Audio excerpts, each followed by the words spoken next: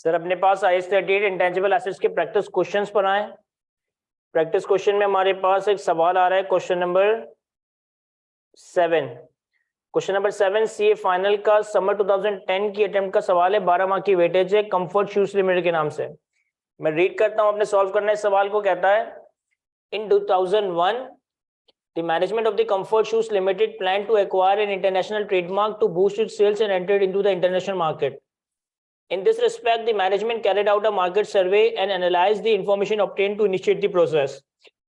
The relevant information is as follow.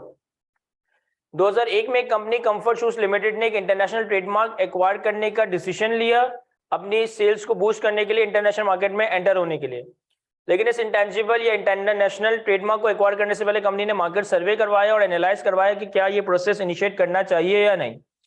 Relevant information कुछ इस तरह से है। The cost incurred on the survey and the related activities during the year 2001 amounts to rupees 1 million. 1 million की cost incur हुई है market सर्वे और related activities पे। An agreement was finalized and the company acquired the trademark with effect from 1st January 2002. According to the agreement, 5 million were paid on signing of the agreement and Comfort Shoes were required to pay 1% of the sale proceed of the related product on yearly basis. The analysis carried out at that time indicated that trademark would have an indefinite useful life. कह रहा है survey conduct करने के बाद हमारा agreement finalise हुआ और हमें ट्रेडमार्क दिया गया जिसकी इफेक्टिव डेट 1 जनवरी 2002 है। इस ट्रेडमार्क को एक्वायर करने के लिए हमने 5 मिलियन डे 1 पे किए और हर साल इस ट्रेडमार्क से जितनी सेल होगी उस सेल की 1% हमें पे करनी पड़ेगी, जिसको हम प्रैक्टिकली कहते हैं रॉयल्टी। हर साल की सेल्स का 1% हमें रॉयल्टी पे करना पड़ेगा। इनिशियली जब हमने एनालिसिस किया तो पता चला कि इस ट्रेडमार्क की यूजफुल लाइफ इनडेफिनेट है। फिर कहता है, The company has developed many new models under this trademark and successfully marketed them in the country as well as in international market. However, in 2008, the company faced unexpected competition and had to discontinue the export.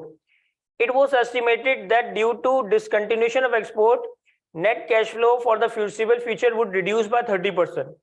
As a result, the management is of the view that as of 31 December 2008, the carrying value of the trademark had reduced to 90%.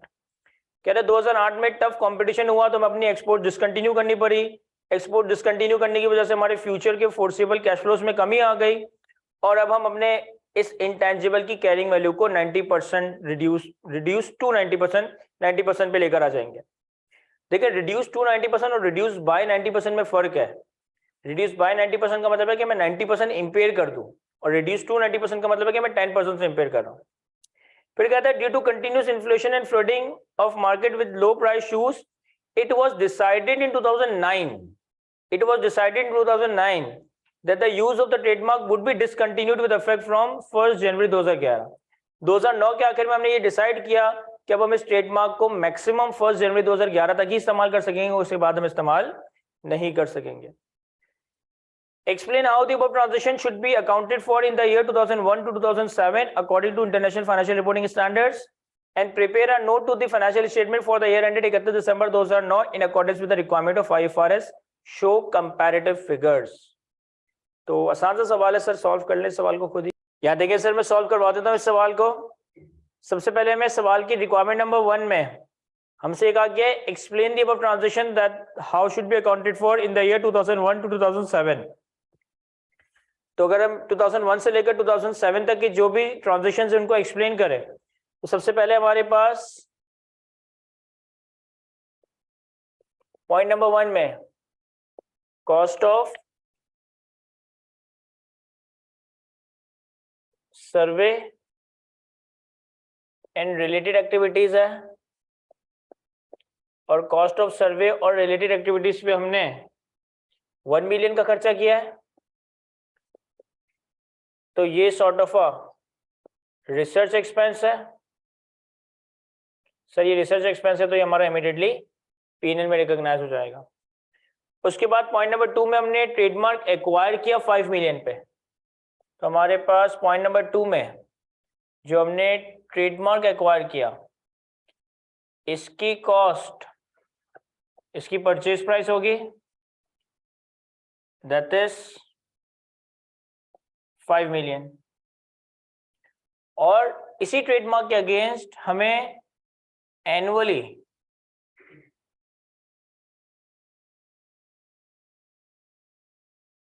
Royalty पे करनी पड़ेगी, that is 1% of sales.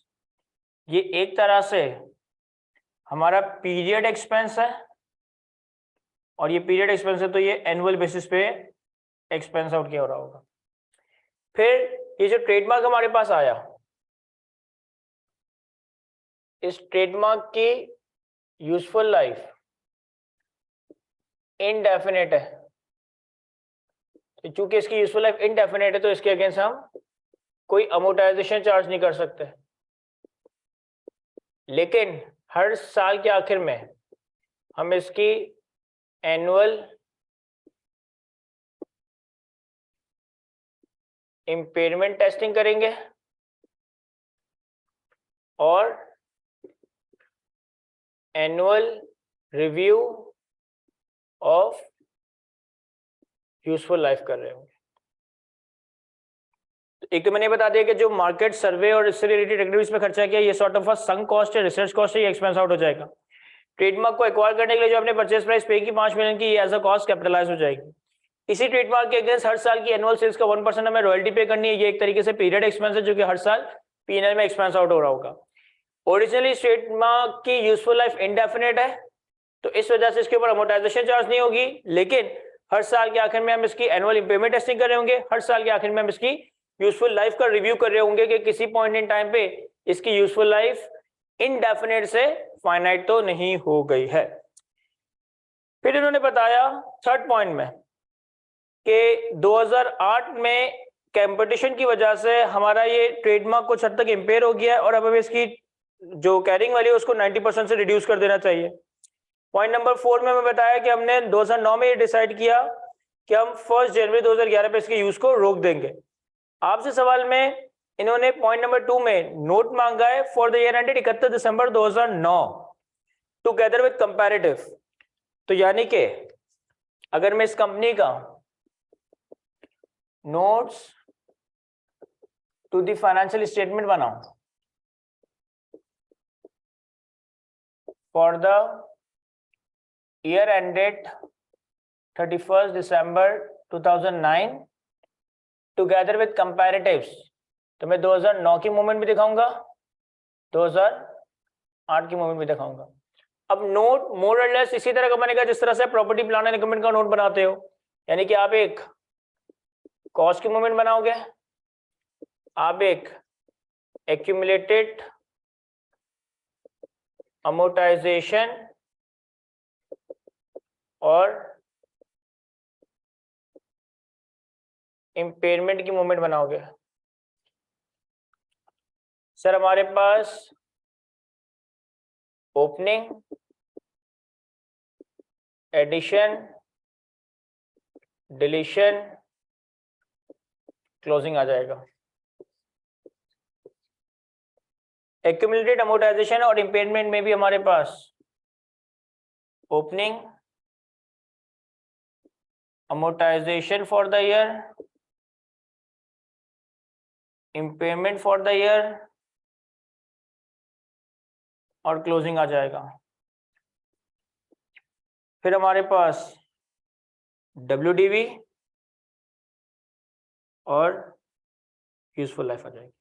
अब देखिए ये खरीदा हमने 2002 में, इसका मतलब है जो इसकी कॉस्ट है वो ओपनिंग में आ रही होगी 5 मिलियन। कोई एडिशन डिलीशन 2008 में नहीं हुआ, कोई एडिशन डिलीशन 2009 में नहीं हुआ, तो कॉस्ट की मूवमेंट तो इसकी सिंपली बन जाएगी।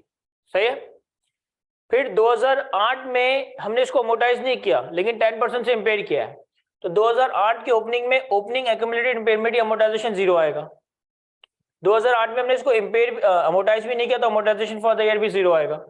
लेकिन 2008 में हमने इसको 10% से इम्पेयर किया है तो 5 मिलियन का 10% आ जाएगा 0.5, तो क्लोजिंग एक्यूमुलेटेड इम्पेयरमेंट आ गया 0.5, तो WDV आ जाएगी हमारे पास 4.5।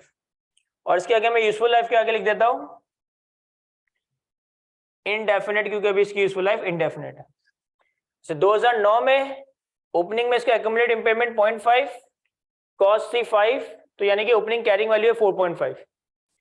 2009 में हमने डिसाइड कर लिया कि 1 जनवरी 2011 से ये यूजलेस हो जाएगा, यानी कि उसका यूज बंद कर देंगे। तो इसका मतलब है कि 2009 2010 बस अब 2 साल की लाइफ रह गई है, तो अब इसकी लाइफ इनडेफिनेट से फाइनाइट हो गई, तो हमें से 2009 में अमोर्टाइज करना पड़ेगा 4.5 डिवाइड बाय 2, 2.25। अब 2009 में कोई इंपेयरमेंट नहीं है तो क्लोजिंग ही आ जाएगा 2.75, तो क्लोजिंग डब्ल्यूडी भी आ जाएगी 2.25। और अब इसकी यूजफुल लाइफ मैं रिमेनिंग अगर लिखूं तो यह आ जाएगी 1 ईयर। ठीक है, टोटल लिखना चाहे तो टोटल लिख दे, कोई इशू नहीं है। तो यहाँ तक ये सवाल कंप्लीट होता है, कॉपी करें इसे तो फिर अगले सवाल पे आता है।